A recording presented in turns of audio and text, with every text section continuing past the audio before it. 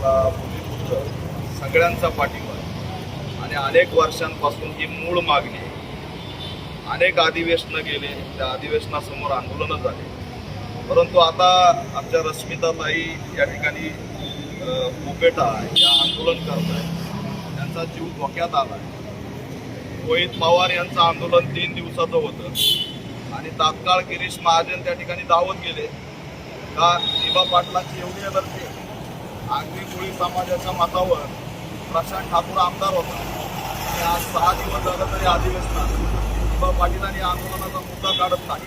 त्याच्यामुळे हे दुर्दैव आहे की यांना लोकनेते दिबा पाटील यांच्या नावाची एलर्जी झालेली आणि ती एवढी महागात पडेल. त्या जर रश्मिताताई यांना काही झाल्यास, त्यांच्या जीवितास काही झाल्यास फक्त आगरी कोळी समाज नाही तर समग्र भीमसैनिक हा निळा झेंडा ताकदीने त्यांच्या पाठीशी उभा राहिल्याशिवाय राहणार नाही. याचे परिणाम सरकारला भोगावे लागतील हा इशारा सुद्धा या माध्यमातून देतोय.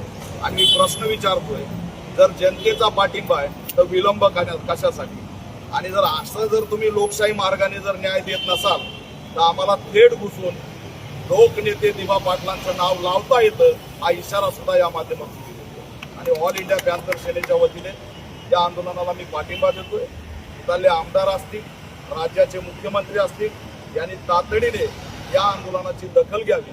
कारण 6 दिवस झालं या आंदोलक उपोषणकर्त्यांनी काही खाल्लेलं नाही. तिच्या जीवितास काही झाल्यास राज्यव्यापी आंदोलन पेटल्याशिवाय राहणार नाही हा सुद्धा इशारा या पाठिंबाच्या माध्यमातून